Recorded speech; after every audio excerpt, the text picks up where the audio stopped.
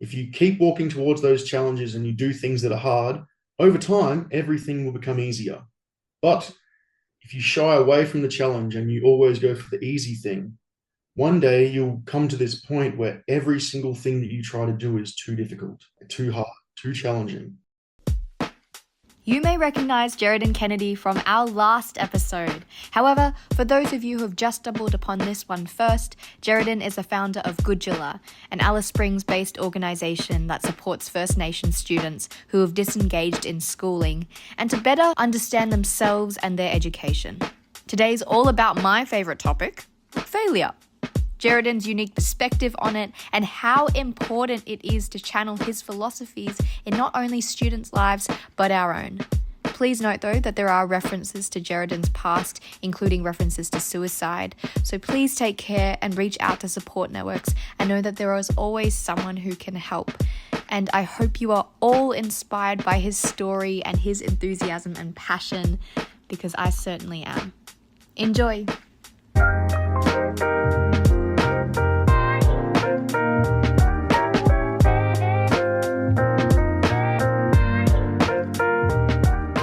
Because there was just so much to unpack from the last podcast episode that I knew that failure, because it's such a fundamental thing, it would be a shame if we just had a little segment of it and not actually elaborate. So that's why we have it here. And there was something that I saw actually on your website, and it was a very simple sentence, and it said, "We believe that failure is the greatest teacher." I wanted to ask if you could elaborate on why you say that, because for many people that might be very counterintuitive, why failure would actually be important as opposed to success. So if you could speak to that. It comes from my own personal journey and what I've seen, like other friends and family, when they've been really successful, it's actually come from failing multiple times and just failing more than others. So if you win at everything or if you succeed at everything, then you don't get the same life lessons that you do from failure. And failure really defines your characteristics and who you are. Because if you fail at something, then you're left with it with a chance. And it's, do I learn from this or do I blame someone else and go through it? So if you can take that introspective view and go, I didn't succeed in doing this because there's something here that I'm supposed to learn, opposed to like, oh, I failed, like, oh, it's not good, and shying away from it. Actually comes from a story about my grandmother and mum. Mum just finished her teaching, and she was teaching degree. Well, she hadn't finished. She'd gone away to her final prac, and it was at a school, and she said that the kids were just, they were incredibly challenging. And she came home that first day and she went to speak to my grandmother, her mum, and she wanted sympathy. But grandmother just said, after mum told her all about the terribly challenging day, she said, those children are your greatest gifts, because you'll learn more from them than you will in an easy classroom. So if you were in a classroom and everything was just easy and flow through it, sure, you'd get through the work and that, but you wouldn't grow as an individual. So if you think about challenges and failing as gifts in disguise, and how can I learn from this? How can I become more? Then it sets you up and it allows you to keep growing. And that's why, like, I think that we're all here to grow and learn and become all we can be. Yeah. Every time that I fail at something, I think, well, what's the lesson in this? Like, how am I supposed to become more and develop as an individual? And it also sparks like a huge desire for me. Like, I remember I was, when I was young, I used to always come second or third in like running races. Like, this is in primary school. And I was like, I will I'm going to get that blue ribbon. I want to win. And then that like inspired like a competitive aspect in nature, which has gone through with me for the rest of my life. Not being afraid of failing and understanding that, hey, failing is just it's another path, but you actually get more. You develop more and you get lessons that you wouldn't get in just winning or succeeding all the time. So that's why failure is the greatest teacher if you are able to look into it and go, how can I grow from this situation and become everything I'm meant to be? That's really interesting that you say that, because comfort is, I think, a very innate human need, is to have a level of comfort. And sometimes we stick into that comfort for a long time. Whereas for you, it's like you enjoy the movement, you enjoy the trying. And I guess because you're in an industry right now where you are suggesting new organizations, your organization itself is a creation of your own. So I see that as a quality of yours as well. In terms of that, though, you have said growth a lot, right? Just within like these past few sentences, right? Growth. And I'm curious, though, was it the competitiveness from sports that really amplified growth mindset? Because you could look at a loss and go, well, that means that I'm not a good athlete. That means that people are better than me, and why should I try? That's a very valid way to approach something like that as well. But you've just chosen, and I'm not sure if this is a choice or whether you have done this for a long time, where you have this growth mindset of seeing, well, this is where I am right now, but I can be here later. And what happens now doesn't necessarily dictate what will happen later. When did you actually start to develop that mindset, and how did that happen? Two things. So the first thing that you said was about comfort and liking that comfort. And that's, if you understand the biology and like our history, if we were seeking out something adverse with a low reward, high risk, wouldn't be sustainable.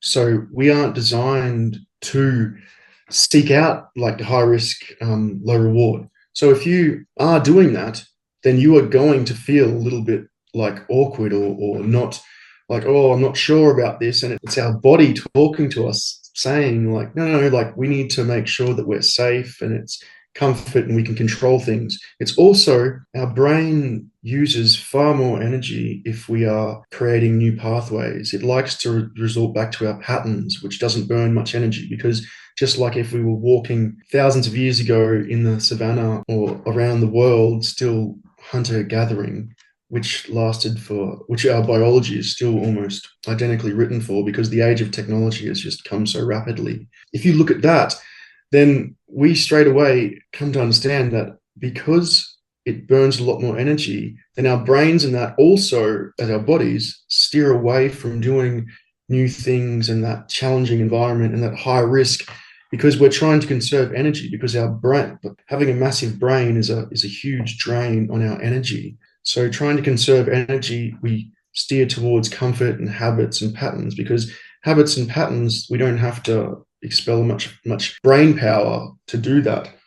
So understanding that, and that's something that we teach in Gudjela. We teach them about basic neurochemistry and biology of the body, and understanding those feelings. And what I say to the kids with it is, we have the comfortable zone and the uncomfortable zone, and that you can always live in the comfortable zone, but you don't grow in the comfortable zone. And you will, over time, those comforts won't be comforts anymore, because like anything, if you have too much chocolate, you can't eat it in the end. So if you understand that life happens in that uncomfortable zone, but it does feel awkward, it feels a little bit nerve-wracking to do something new. Like I completely get that. But if we can develop the mindset to understand this is new and it does feel a little bit confronting, but I'm going to do it anyway. I'm going to challenge myself, because doing something new, especially like running or going to the gym or anything, you don't feel good about it the first times that you do it. Your body goes, it's not a habit, it's burning a lot of energy. It's taking a lot of energy to, one, do this new thing, two, place myself in a social environment that's different, which unsure. So where the body's alarm system is a little bit on edge. So you're starting to feel a little bit anxious and it might be tiny, it might be big, but understanding that every single time as we grow throughout our lives, like I've spoken to countless older people, like my nan and all of her friends that used to come around, and I said, do you ever get over that anxiety of doing something new? Because I struggle with anxiety. I have really bad social anxiety. And they were like, nah, You always get that feeling, but you have to just understand that I'm going to feel like this. So I'm not going to be controlled by my emotions. I'm going to make a plan. And if it's the right thing that I can see in the future, then I'm going to follow that out. Actually, to that point, though, to that point of seeing the future, that's actually something that's so core to having failure and that being okay, is this extended insight into why you're doing this. Because you could go into endless failure, but for something that you don't actually purely value. Like, for example, if a student fails on a test, the failure is in regards to the goal of learning and the goal of learning different skills and different content. But you could totally fail, like in a social situation with a task or a goal that actually has no benefit to you in the future. That's also possible. So being able to fail and keep going, I think, is also knowing what you are doing it for. I don't think you can ever really fail a test, because although you might not pass, which is by what the education system wants you to pass on or what the teacher's looking for, that test is teaching you one crucial thing about how to work when you're in a stressful environment and being asked to do things which, like, something that is just outside of the comfort zone. Like, you're always going to be placed in those environments. So, like, what I say is, the kids ask me at one of the schools, they're like, I don't want to do algebra because I don't think we're ever going to use it. And I tell them, like, no, I get that. Like, I've never used it. But do you know what it is doing? It's getting your mind better at solving problems. And if you're good at solving problems and you understand there's always going to be problems, and I have to do this, you're getting out of your own way. Because like in life, there's always going to be things that you have to do regardless. And if you get good at solving problems and you're training your mind to be a problem solver and working towards these things, then it's beneficial anyway. If you keep doing things and you're failing at all these different things, and at the end of the day you realize, oh, I don't like that, then at least you've crossed off the list all these different things that you don't like. The goal is a little bit closer because you've tried all these things. Like, I've tried a huge amount of jobs in that, and like, it was terrible. And like, I remember being a paper boy at like 10 years old, and if I look back, it was like $20 for like 7 hours work. It was child labor. Yeah, that was complete child labor. It was child labor. But what it taught me, and like, I hated every second walking around delivering those papers. But you were so good at running, you could have just ran and done it in like 30 seconds. Although you came third, my bad. But yes, and then the other thing that you were saying was about growth and where that comes from. Like, I've been suicidal. Like, I didn't always have this mindset, and I developed this mindset as I was coming back from that place. So it's like, I've been there where it's like every single day is just an absolute mission just to get up and go to work and do the things, and then you're crying at night wondering, like, if this is the rest and this is all you're ever going to be. That doesn't get you anywhere. And it does help to get those emotions out and have those contemplations, like, in your own time, and it leads to something. It led me to this now. If you missed the previous episode with Geraden, he's referring to him founding Gudjela. So if you want to know more about what inspired him and the whole journey it took to get here, which is bloody profound, then check out part 1. So it's necessary, even though it's terrible. It led me to this. And now, through that valley that you have to go through, and everyone has their own challenges and things they have to go through. And like, I stayed there for 7 years trying to get out.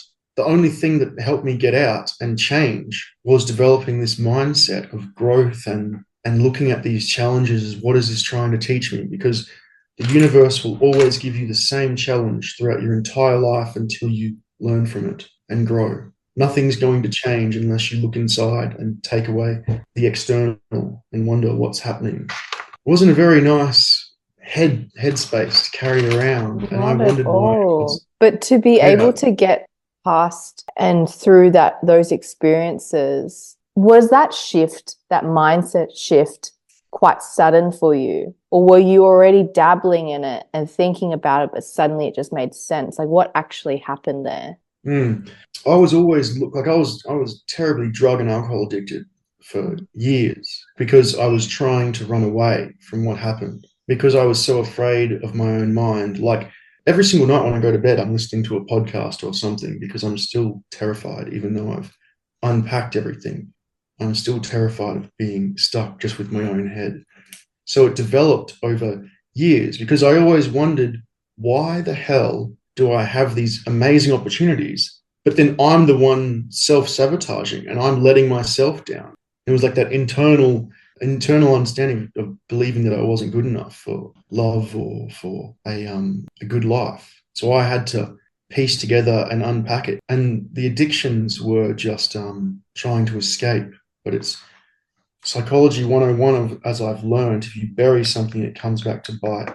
So it was literally the choice of, do I go through with this suicide or do I try to come out of the other end? Because it was non-stop, like my internal monologue was just a non-stop negative experience, making me relive the most terrifying things and horrible things that I've been through non-stop for the whole day. Even in my dreams, I couldn't even escape when I was asleep. It was absolutely horrific. And my friends and that took me to the hospital one time, and they thought I was gonna kill myself that night.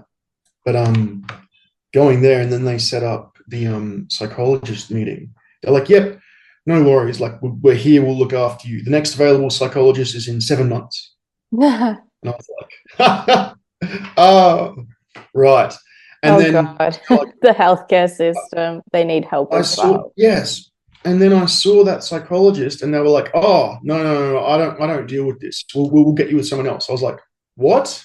After, so What? I ended up writing everything down in a book because I saw about five or six psychologists, opened up, told them the whole story, and then they just go, "Oh, no, this isn't my, like, pass to the next." So I ended up writing it all down in a book to just give to the psychologist so I didn't have to keep reliving it. And then I finally, back here in Alice Springs, found someone that I was able to open up with and speak to and help me overcome those traumas and be able to live. And because I always was like, is this all I am? Like, is Mm. that the end of my story? All those terrible things happened to me, and then now I'm drug addicted and alcohol addicted, and I'm going to kill myself. Like, is that all I am? And then I was like, if I can make it back from this place and help one person with my story and the things that I've learned, then it's going to be worth it. And that's what made me keep going and go through it. And then coming to the stage of that internal reflection and not being like, oh, I'm blaming myself for what happened, but being like, I can't change the past, but I can change the future. So what in my life right now am I doing that needs to change to be able to step into this future that I want? Do you know what I mean? Because people want things, but they're not willing to do the work required, because it's, you have to become that person before the universe changes around you. Very true. And what it sounds like is, during that time you're walking, but making the same footprints in a particular Yes. pattern, like in a circle, but then it takes actually taking a really vulnerable step and a really nerve-wracking step, which means that you have to now open yourself up to uncertainty and diverge in a path you don't know where that's going to take you. Yeah. But you can see that perhaps is better for you. Yeah. And I've got to say, from you saying that, just your story, and thank you for sharing that, is the students are so lucky to have you, because in my opinion, what makes a teacher so special is that a teacher's not just a teacher, they're a mentor, they're a guardian, really, in a way, because the students are spending so much time with a teacher every single day. There is this inherent role to be a guardian, and it takes empathy, it takes understanding to see where they're coming from. And Yes. also that makes you so able to identify failure or how students may think in the classroom. And I'm curious, in the classroom, what are students saying, doing when they're trying to avoid failure? What do you usually notice that they say or do? Well, straight away, one of the tactics that I do is I'll on the board. So from the very first interaction that I have in the class, I'll make a spelling mistakes on the board, and then I'll ask, "Is this how you spell this?" And then I say, "Don't ever be worried about making a mistake." So it's that initial vulnerability and being like, "Oh, Like, it's fine to make mistakes. And then encouragement and wake-up call. So it's a balance between that empathy, but also that tough love. So there's like a year 6 lad, and he was going to high school the next year, and he'd say like, oh, like I can't spell, I struggle with writing and stuff. It's that, no, you can do it. Like I believe in you. And I said, do you know when you'll be able to practice if you can't do it at high school? And he's like, when? I was like, Friday afternoon or at lunchtime on detention. Because they're not going to let you learn how to do that in class. That's an understanding that should already happen. Or on a Saturday, like at homeschool, that's what's going to happen. And then he was just like, oh my goodness. And now he's one of the best writers in the class. Like because he was put under that pressure in a caring environment, like was understood, like, and we're like, we're here for you. When it comes to failure, it's that the same teaching. So we teach about that comfortable, uncomfortable zone. Mm-hmm. Failing's uncomfortable if you haven't done it much. If you don't have this mindset, it's you steer away from it because it's also that little bit, it's showing your weakness. Do you know what I mean? Like you're turning over and you're showing your belly, which is difficult. But if you can teach someone that understanding, like I want you to fail here so that I can help you. That's why I'm here. Like I want to help you. Do you know what I mean? If you don't show me what you can't do, then we're not going to be able to work through this. Do you know what I mean? Like I don't judge you at all. There is some people in life that judge failure. Like I remember playing basketball when I was younger, and the coach would say, "Don't pass to Geraden. He's got a shitty shot." Oh and my God. I remember thinking back about that and being like, that is like the worst thing you could say to someone. Like, what? I was 11 or 12 wanting to play basketball, which was just what that also just identifies is, a really fixed mindset of you've got a shitty shot and that is all you are, so don't pass to him. There is absolutely no direction in that, no identifying the potential. You just are. You're just a shitty shot. Yeah. You're completely right. There's no constructive feedback or way forward with that. And that's also a really big thing about failure, right? Or as a teacher trying to help students who are really scared of failing is when you're helping them through that, you're facilitating by identifying that they have potential and that you are bringing, or you're I think teachers are facilitators. I don't necessarily think that we are the agents in their journey at all, because they need to be the ones who are in charge. But we can definitely facilitate by saying things like, well, this is where you are now. Like what you said before about, well, I can't write, your student who said, I can't write. It's about saying, you can't write yet. That's true. Like there are things that you can't do yet, but you will be able to. That's the growth part is a lot of students cut themselves short. They don't even give them the opportunity to think about what could happen. They're just thinking about what they are right now. And it's such an important thought process to nurture, because part of our job is to rewrite those thought patterns and to say, sure, and to address them as they happen, which is hard when you've got 20 students or so, but it's a necessary thing. I saw you write something down. Is this a thought? Oh, it was just the another thing that I say to the kids, because they're like, oh no, like it's new or I'm not sure. I say, you never feel good about doing something for the first time because you're not going to be good at it. Like no one wakes up and they're Michael Jordan or they're LeBron James, or they're a neuroscientist. Do you know what I mean? Like it's through the journey that you become that. And the first steps, so like I'll draw on the board like steps going up to the future.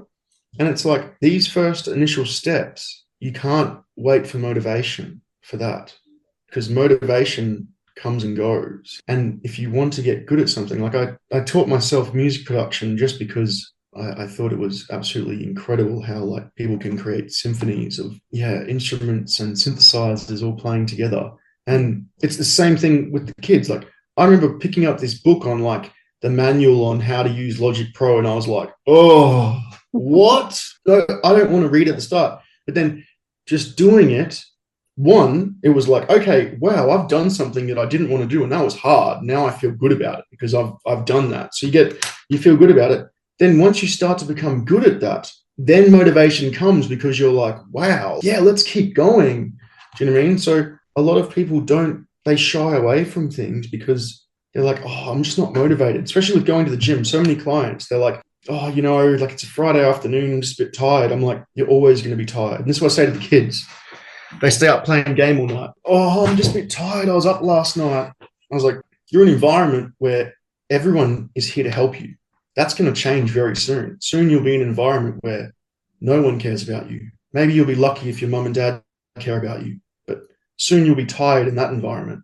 And if you can't come to the conclusion of, even if I'm tired, I still have to do it, then life is going to be incredibly difficult. So it's that same caring environment, but saying tough love and like just saying, this is how it's going to be. I want to help you now so that you have a better chance of succeeding in the future. So I do this graph, and at the top it says hard, at the bottom it says easy. And so the top, these are all things that are difficult. If you keep walking towards those challenges and you do things that are hard, over time, everything will become easier. But if you shy away from the challenge and you always go for the easy thing, one day you'll come to this point where every single thing that you try to do is too difficult, too hard, too challenging. So it's that if you keep walking towards the challenge, if you look ahead and go, this is leading somewhere that is beneficial to me. If you keep walking towards those challenges and keep doing it, I guarantee, like, I don't want to go to the gym when I go to the gym. Maybe one day out of 10, I'm like, yeah, let's go, because I have energy. The rest, I go to the gym because it's going to mean that I can live a healthy, active life. Like if I have kids in the future, I can run around with my children. I can take them places. I have a less chance of various diseases. So I'm going to live longer. It's that, okay, it's hard, but I'm going to do it regardless because it leads to something that's beneficial for me and the people around me. Because if you're fit and healthy, you can help other people as well. And because of the endorphins that it releases, you're going to be better off mentally. Now, here is where we change tracks to focusing specifically on students and how they deal with failure and how we can support them. Some of them will try and they may initially go, but they might respond positively to that. But then there are some students, and this is where it gets juicy, I think, is they will not even try. They will not lift a pen. They will not even engage in it or say, this is usually what happens if you direct something at a class and you say, oh, what idea do you have? Just say anything and it's fine. But the students will still not contribute anything. And usually it's in the fear of getting it wrong. In an environment where the peers judge them, I actually find that that's what happens. When I'm on one-on-one, they're willing to contribute because they are too seen, like they have to do something. Whereas when it's almost 99% the hazing from the students or the like, oh, you're so dumb shit. Like I've heard of that so many times. It's in an environment which is enabling the idea that failure is bad and immediate success is good. Where do we go with changing the culture of a class? Like that is so hard, and I've really struggled with it myself. So it's about time, changing the environment slowly and then seeping in that way. So the way that we work is we don't start doing any assessment we don't start laying any information on the kids until the entire class has a sense of belonging. So we take down the barriers, and the way that you do that, or the way that we do it, is by getting to know these students and their lives and where they're from, who's in their family, what are their dreams, do they have dreams? If they don't have dreams, we help them construct a goal or a dream before we tell them they have to do this work. So we make it all about the kids in the class. And then I tell them parts of my story, and I open up and about who I am, why I'm there, and what I'm doing, so that my barriers are taken down. So I'm not just this authority figure telling them they have to do this. So the only people that hasn't worked for is that one person who doesn't come to class. Everyone else have those barriers taken down. And then because they feel like they belong in the space, it's a safe space, their answers can be heard. We've gone through the little tricks about failure and motivation and comfort zone and uncomfortable zone. So that's all in the stage of belonging. Once that's completed, then we go into the stage of being. So being, okay, we're here. This is the work we have to do. So if you want to know more about the overall structure of Gudjela's program, then check out part 1. Here, Geraden speaks specifically to how to connect to students in order to help them with failure.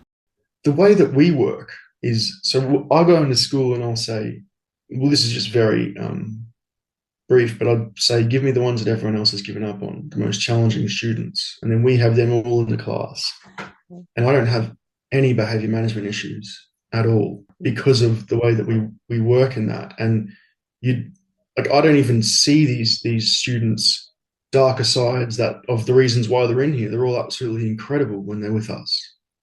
Through that connection and belonging that we form that. But then I'm also blessed because we work in smaller groups and that, which really, really works because you get that more of a connection with those students in front of you. Whereas when you're working with a larger group, the time is limited. So you're less of the family figure and more of just an authoritarian thing. You're not like a knowledge provider.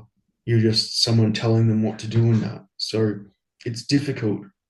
But I would say if you have someone that you're struggling to work with, find out what sport they play, find out what they do, and tell them why you're there and why you're there with them, that you want them to succeed in that. The more that you build up that connection with them, it's in any social system hierarchy. If you respect someone and you like them, you're going to be more inclined to do what they're asking you to do. If there's no respect or connection, it's and especially when you've got students who are traumatized or come from adverse childhood experiences and that, because someone telling them what to do, one, could set off the alarm system. Two, it's buddy, you don't know what I've been through. Why should I listen to you? That's a mindset. I had that mindset when I was younger. So many people have similar mindsets and different mindsets that also lead to that authority figure in front of me telling me what to do. All I care I about, guess right? that when a student does reply with that, you don't know what I've gone through, it's part of just Gudjela. The reason why you're there is because you do understand what they've gone through. And do you actually tell them that? Do you do explicitly when you are first meeting students, you say why you're there? Mm-hmm. I say I've been through battle with suicide, and I was drug addicted, alcohol addicted, and I didn't know what to do with my life and that. And I wasn't connected in school. School failed me. I just left with my hands in my pockets and was like, what do I do now? And the teachers and institution, I'm sure they really, they wanted to help me. They still cared and poured their life into the education. But what they didn't work. So I'm just honest with them. And I say, I'm here because I want to help you succeed. I know that you have a gift, and I'm here to help you figure out what that gift is, because just being good at school and stuff might not be it. Do you know what I mean? Being good at English, that might not be what your gift is. But if we understand more about who you are and then lace that into the school, I guess the thing that really helps is steering more towards a differentiated, personalized learning plan. So we make sure that all the assignments are personalized and differentiated for the individual student. So because it's something that they intrinsically connect with, they're more likely to do it. And then because they have respect and they care, there's a relationship there. Do you know what I mean? I'm not just this authority figure telling them what to do in that. Because those barriers are taken down, then we're setting up the classroom for success. Yeah, and that differentiation is so hard to do. You're right, when there's so many students, and it's hard to balance and really give each person the time and day that they need. So that makes a lot of sense. But there is something that I want us to delve further into, and you're in the perfect context for it, of Alice Springs, and I experienced this in Tennant Creek, which is the cultural shame job. and shame that is ingrained in the culture and so deep that my students will say to each other, "Oh, that's shame job," or that's shame, or that's shame myth. If I do something that's kind of shameful in their opinion, they'll tell me. And so, first of all, for people who haven't worked in Indigenous context, what is shame job? Well, it can be displayed as multiple different things, but it's probably an inherent feeling of not being good enough or able to do something, or shame for trying and failing, maybe. But what I think is that with epigenetics, the study of our cells and DNA and how things are passed on from one generation to the next, if you look back to what happened when the first fleet arrived, and then the genocide and the stolen generation and the rapes and the sexual assault and the uprooting of children, then, and you've got a whole generation then entering Catholic, I can't remember what the education was, but the education system being told you can't speak your language, that's disgusting. Or your parents are, I don't want to get into the things that could have been said, but that, just like anything, can leave a lasting impact on people's psyche. And the way that we pass on our genes and stuff, like, we're passing them on to develop for the environment that we perceive is going to be in the next generation, so that our kids can best perceive that. So if you're passing on generations, lineage of unhealed trauma, of not being good enough, of this feeling of shame and guilt, which is not yours, well, it's going to lead to an overreactive alarm system. So I think that it's the manifestation of unhealed trauma and money being thrown at issues without long-term solutions. So with the shame, I think that unfortunately, when you've got generations who have been told that they aren't good enough or they're not allowed, like if we look at the war, the Second World War, when Aboriginal diggers would go away and then they'd come back and they were told they weren't allowed to go into the pub because they were black. Without a proper understanding of this and involving history, because what you're seeing in the classroom is you're just seeing the end result of children and children being born carrying this weight. To heal, it just takes one person that stops it. But intergenerational trauma is passed on and on and on until one person has the courage to turn around and face it. And it's not an easy thing. And it's difficult to have conversations with people, because I don't mean any offense in saying this stuff. It's like, unless you do the work, you unpack things and you look at history and your history and okay, why am I like this? Like, an example for me would be being adopted. It still leaves me terrible in relationships, because the second that my partner, or second she would leave, it would be like, I'd just get this heart-wrenching feeling that she'd never come back. And it's like, what is that? Until I went and unpacked it with a psychologist and went through that, now I understand it and I can move forward and try to do that. But when you've got buildup of intergenerational trauma, and like shame is a trauma of something that's happened, then unless someone's willing to unpack it, the data shows that you're probably just going to reach for quick fixes and you're going to be addicted to drugs or alcohol, your sugar. You're not going to challenge yourself or go away from the comfort zone and that. Like, so that's what I've seen with Indigenous people, because there's so many unhealed traumas. Because shame, what is it? A fear of negative consequences. When you've got overwhelmingly negative consequences that have happened to generations, then that fear it's even more. So when you're in the classroom, and I get this all the time, like students displaying selective mutism and going like, you got the answer, you've written it down in front of you, and they're like, yeah, exactly. Like, they don't even acknowledge that they've gotten it right. I'm like, you're right. You just have to say it. And it's like, even though they're right, they don't want to say it in the class.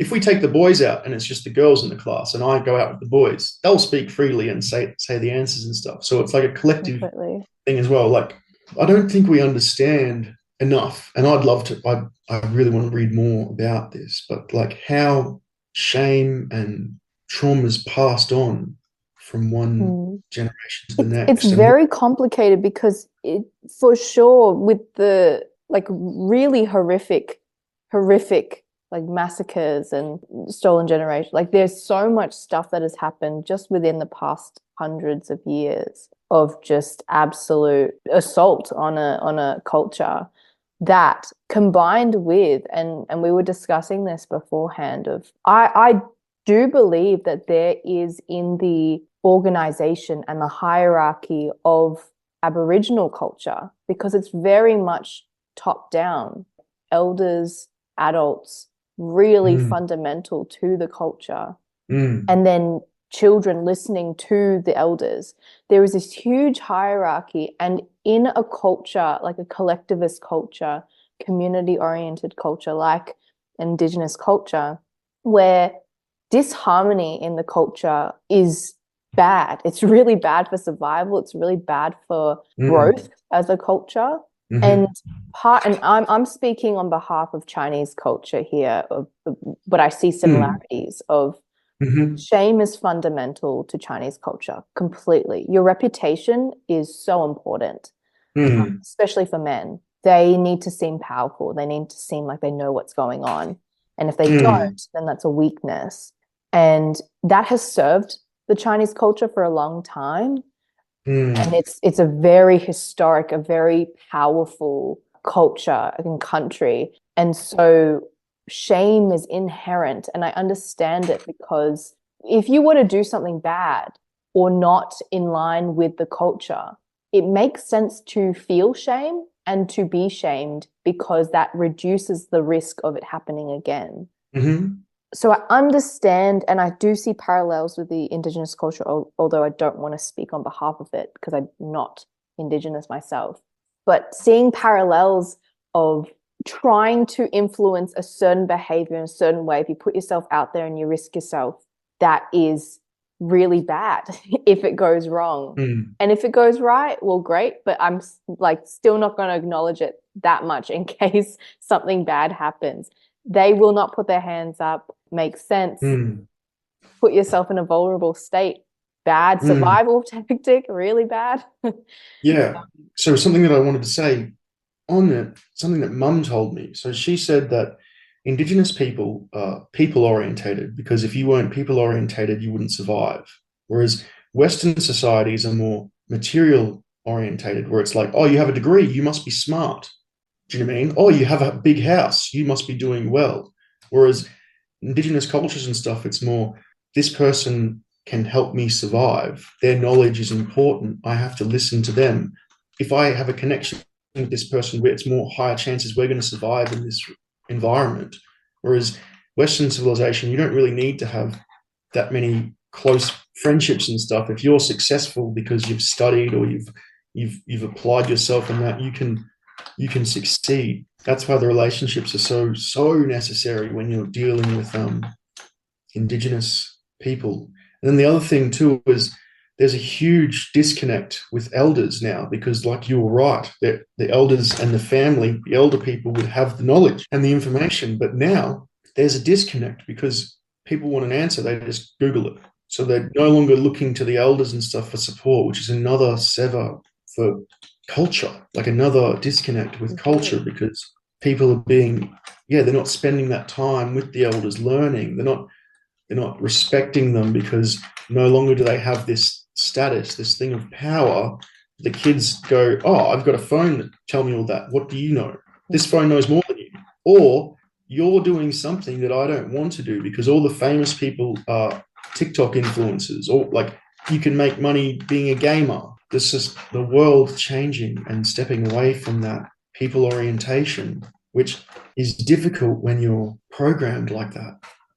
So then when we have this really deep-rooted issue of shame, and that then impacting a student's engagement and ability to quote unquote fail in the classroom. Could you provide us with some, I mean, you have throughout this chat already, but anything that comes to mind about how to actually, like, tangible, practical strategies you use, whether it's a sentence that you say or whether it's an exercise that you do to try to at least create an environment that can combat shame? Start with, like, so we would take a lot of the students out of the class and just get that person there. And then we'd the next week we'd have one other student in the classroom with them. So if it was one of the girls, we'd get another girl in there that does answer and talk. So we'd have that next class. I'd take some of the kids out for like PE at the end of the lesson or in the lesson, and then we'd get them just continue. They wanted to stay in the class. We could have switched this and had them just by themselves out doing the PE, just the two of them. So slowly build up the environment where it's okay to talk and speak, with more people slowly being entered into that classroom environment. So we had one of the girls who wouldn't speak, shame, but then what we did was we took them, we got my mum or the other employee, Georgia, to take them into one of the rooms over there and just let it be one-on-one just for that tiny bit, so you could get a classroom assistant if you are lucky enough to have one. We'd get them to record the answers and stuff. So they were talking in an environment where they were able to have the barriers down. There's someone they trust. There's no one there. So they're getting used to talking and speaking answers into the phone. Then we're playing back and saying, see, this is great. They're hearing their own voice, that it's not bad. Like, it, they're not saying the wrong things, or they're, it's not shameful. It's just a normal voice. Like, this is fine. This is great. So we're using that. And then getting them to re-enter to the class environment with, so say we'd take the boys out and just have like a girls session, and the boys would come out with me, just so that there was still a lot of people around and they were encouraged to say their answers. And it like just started with one word, but that's progress when someone wouldn't say it before. Again, there's no quick change to changing someone's identity, but if you go through the intersubjective reality and you place things in the intersubjective reality between, like compassion, empathy, speaking up, not being afraid, to understanding that failure's fine, like saying stuff. And I say, like, I get shame and I'm like, oh, like it's a nervous little feeling, like, yeah. And I say, like, I hate speaking in public. Why am I good at doing it in front of the class? I've just done it more times. Do you know what I mean? And we say those first steps, they're the most difficult ones. But if you start to get that flowing, then it's all right. But yeah, shame we see it all the time, but it's that building that environment where they don't feel embarrassed to speak or say something wrong, which is difficult when you've got a bunch of boisterous boys, or, like a bully that will snap at things. But the things that have worked the most have been that gently entering them into the environment again. So just saying, okay, let's go reset. All right, you're just here with me. And then building it from that tiny step by step by step. And it's upsetting because a lot of the things that we see later in high schools and that is, this should have been worked with, dealt with. Like, someone should have been implementing this a long time ago. And it drives me absolutely crazy when I go to a school and they say, oh yeah, everyone's reading and writing and math is about 6 years lower. And I'm like, so why are they, what? Like, but I understand completely that teachers don't have enough time to differentiate for every single person in the class and to make these changes in that. And having people stepping in and out, you can only make real change if you're there for a period of time, because you have to build that relationship with the students. Do you know what I mean? Like, exactly. I had a final question. I guess what we've been talking about into a nice little summary, and I think that would be nice to end it like this, is if we could make a recipe or some sort of where we have the ingredients and the final thing is to make an environment that actually really nurtures failure, what could you see in a utopia? What would you see in the classroom? How would people talk to each other? What would make something like this actually exist? Mm. Being like the thing that can make the biggest change is taking a step back and not being just that authority figure, but being just a person in a classroom that is also a human and has their own battles and struggles, and like life is understands life's hard, but we've got to keep going with it. If you can do that first, and the kids go, oh wow, this is just a normal guy, or this is just a normal human in front of me, and that if you are vulnerable and you don't worry about making a mistake, like the example of just doing a spelling mistake on the board and saying, is that how you spell it? And letting kids go, no, this is how you spell it and stuff. Oh, okay. Don't ever be worried about making a mistake. And then fostering that growth mindset inside the class that we want you to grow and become all you can. And if you shy away from failing, or if you shy away from talking and speaking, then we're not going to be able to achieve that. And saying like, look, I just want you to succeed. I want you to be all you can be. Positive, building people up. If we could see a classroom, you see kids helping one another out, opposed to putting each other down, because there's an environment in there where you've created that it's okay to be vulnerable and that we're all flawed, and that making mistakes is something that ultimately allows us to become everything we could ever dream of and be and more, then that can really lead to an incredibly positive and insanely like an amazing classroom that you can see and be a part of. Yeah. Yeah. I've said it once before, but I'll say it again. The students are very lucky to have you as their teacher, as their educator, as their guardian. Thank you so much, Geraden, for coming on. So excited because I already know what you're up to now. I know what your next steps are, your future inventions and endeavors.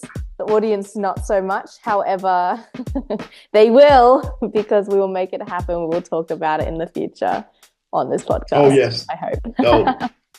they'll understand how it's all personalized, differentiated. Exactly. Thank you so much for coming on. No, thank you for having me.